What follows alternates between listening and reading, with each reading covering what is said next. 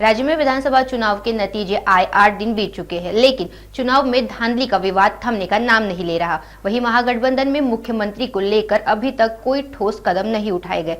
इसे लेकर विरोधियों पर सुर तेज है। सरकारी खजानों से लोगों का पैसा बांटने का आरोप लगते हुए वरिष्ठ सामाजिक कार्यकर्ता बाबा आठव पिछले 3 दिनों से अनशन पर है। इस बीच एनसीपी प्रमुख शरद पवार ने आज महात्मा फुले वाड़ा में बाबा आठव से मुलाकात की। इस मौके पर मीडिया से बात करते हुए बाबा आठव ने ईवीएम में घोटालों का आरोप भी लगाया है। वहीं शरद पवार ने मतदान के दिन के आखिरी 2 घंटों के आंकड़ों पर सवाल उठाते हुए ईवीएम को हैक किए जाने का संदेह जताया। उन्होंने कहा कि प्रथम दृष्टया ऐसा लगता है कि ईवीएम को हैक किया जा सकता है। हालांकि मतदान के दिन के आखिरी 2 घंटों के आंकड़े चौंकाने वाले थे।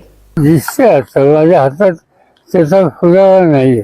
काही लोकांनी आम्हाला केले की हे या पद्धतीने करणं शक्य आहे, ते केलं नाही। त्याच आमची कमतरता आहे की आम्ही त्यांच्यावर विश्वास ठेवला नाही।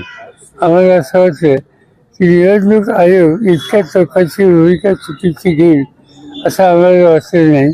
त्या संस्थेवर गैरविश्वास आम्ही व्यक्त केला नाही, पण निवडणुकीच्या नंतर याच्यात तथ्य असं ईव्हीएमवर संशय व्यक्त केला जातो। राज्यभरातील 22 उमेदवारांनी फेरमतमोजणीची मागणी केली आणि तसे पैसे देखील भरले।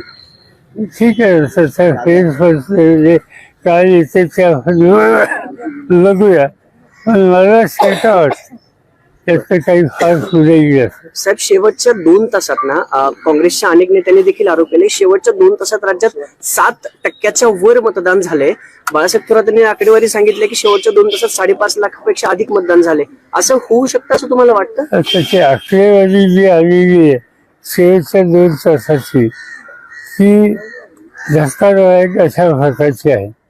बाळासाहेब थोरात जे बोलले ते इतके बाळासाहेब नाही अशी माहिती अनेकांनी दिली, आधारासह दिली, आणि त्याचा विचार हा करावा लागेल।